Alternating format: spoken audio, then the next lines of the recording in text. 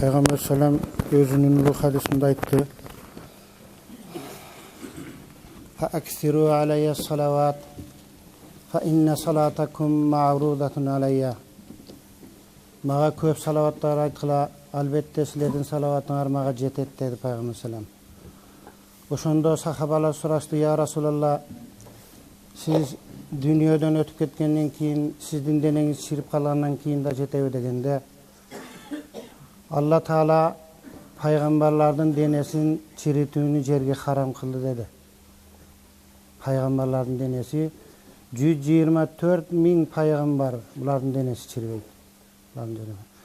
Kaçan kaysı jerde salavat aytkan bolsak, albatta Peygamber selamga jetet. Jana ustaz aytkanday 10 жооп кайра бизге айтылат. Мына mağa köp salavat aytkıla degenden kebirler oylошу мүмкүн. Пайгамбарыбызга пайдасы бар бекен деп. Жок, пайдасы бизге. Пайдасы бизге. Peygamber selamдын учурунда bir жаш жигит мечитке киргенде Абу Бакыр разияллаху анхудан өйдө өткөздү. Абу Бакыр разияллаху анхудан Peygamber selam keçирим сурады. Özür dedi. Бул баланы сизден өйдө өткөздүм. Себеби бул өрөндө эң мага көп салават айткан ушул жакшы жигит. Көрдүңүзбү?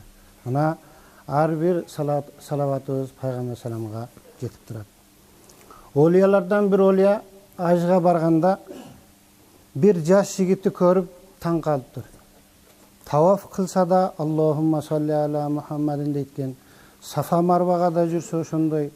Жана олия айтыптыр, бул жаш жигит ажынын эмесин билбейт экен деп чакырып алып айтыптыр. Жаш жигит, сен ажынын тартыбын билбейт экенсиң. Ар биринин өзүнүн дуасы бар. Дуасын айтпайсыңбы? Десе, жок, мен айтпайм дептир. Жок, айтпайм. Мен салават гана айтам деп. Эмне үчүн десе, мында чоң бир сыр бар дептир. Мен өзүм Харасандан болом дептир. Ирандан болот экен. Атам менен ажыга келе жатканмын дептир. Бирок атам жолдо кайтыш болду. Атамдын жүзүн көрсөм, атамдын жүзү башка жүзгө айланып кетти дептир. Мен атамдын бетин жаап, ушунчалык катуу ызаландым. Эмне кылышымды билбеймин, бирөөлөрдү тааныбаймын. Үргүлдөп кеткен экенмин, көзүмдү ачсам, аппак кийимчең киши келип, атамдын жүзүн сылады эле өз өңүнө кайтты. Мен бул киши ким экен деп, токтоң, сиз кимсиз деп десем, кайрылып, эмне мени тааныбайсыңбы? Мен пайгамбар Мухаммад саллаллаху алейхи ва саллям болом деп айтты дейт. Ошондо мен кайра кармап, эмне үчүн мындай болду, эмне үчүн кайра өз абалына келди дегенде, атаң сүткор. Атаң сүткор. Сүткордун жүзү же тирүү кезинде, же кыяматта башка түскө өтөт дейт. Ошондо кайра эмне мындай өз өңүнө келди дегенде, атаң күн сайын мага 70 жолу салават айтат.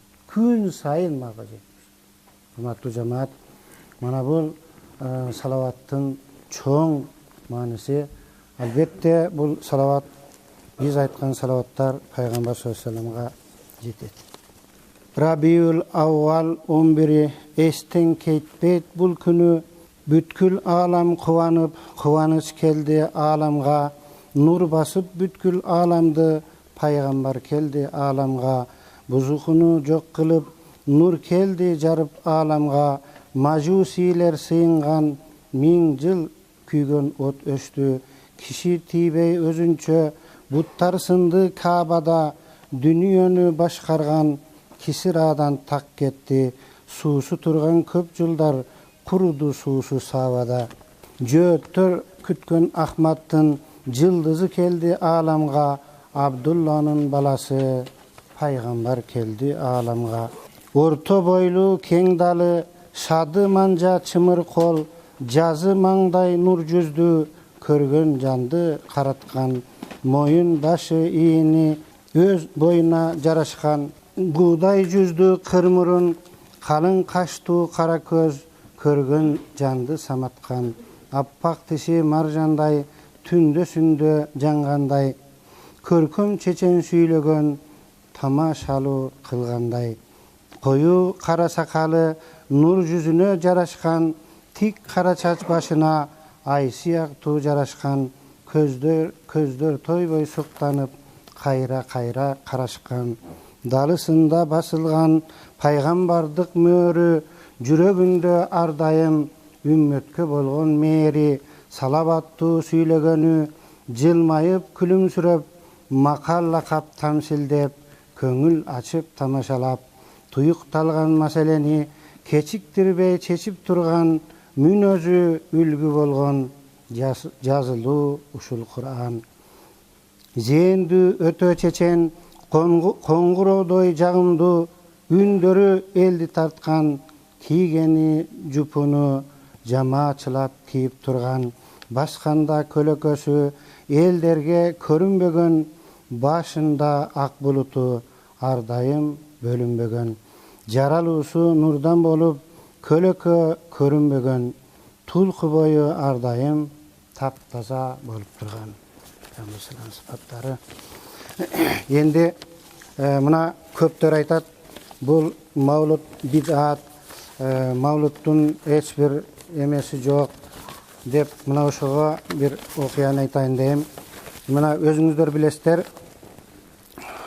билесиздер, Peygamber Selam'dan uçurunda Ka'b ibn Zuhayr деген akın bolğan. Ka'b ibn Zuhayr деген akın bolğan. Bilesizler, bul uçurunda ötö katı ırdagan. Dindi jamandap, Peygamber Selam'dan uy biliyorsun, şunçalık katı jamandagan. Ayağında hiç bir jıyıntık bolboğundan keyin Peygamber Selam Ka'b ibn Zuhayr'a ölüm dedi. Ölüm dedi. Sahabalar izdep tappa жүрүштү. Ушул учурда аны менен бир тууган инisi исламды кабыл алып, Кa'b ibn Zuhayr'a кат жазды. Иним, мен исламды кабыл алдым. Сен эмне кыласың? Анда кел, Кабадагы эски бутуңа сыйын. Мен исламды кабыл алдым. Анда Ka'b ibn Zuhayr айтты, мен исламды кабыл алган менен мен өлөм, мага өлүм dedi. Жок dedi. Жок. Пайгамбар бул чыныгы пайгамбар. Чыныгы пайгамбар. Бул кечиримдүү зат. Албетте кечирилесин. Жок, ишенбеди. Күндөрдүн биринде Ka'b ibn Zuhayr өзү Пайгамбар салламга келди. Пайгамбар саллам таанып айтты эле: "Я Расулалла, Ka'b ibn Zuhayr'га өлүм жазасы болду" дегенде, "Болду" dedi. Ka'b ibn Zuhayr'ı өлтүрүш керек dedi. Эгер исламга келсе эмне болот дегенде, анда кечирилет dedi. La ilahe illallah Muhammed Rasulullah, мен Ka'b ibn Zuhayrмын dedi. Сахабалар келип өлтүрөбүз дегенде, "Жок, өлбөйт" dedi. Болду dedi. Ka'b ibn Zuhayr ошол күндөн баштап, иманга келгенден баштап динди ырдады. Ошол күндөн баштап Пайгамбар саллаллаху алейхи вассаламдын өмүр баянын ырдады. Мына ошонун 1-2 кытар.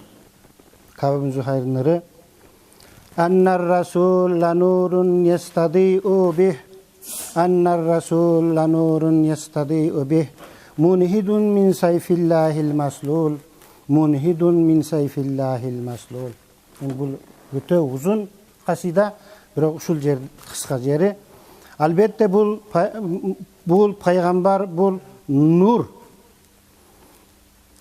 Kınından sıyrılgan, batıldardı kesi üçün kınıdan sıyrılgan Allah'ın kılıcı.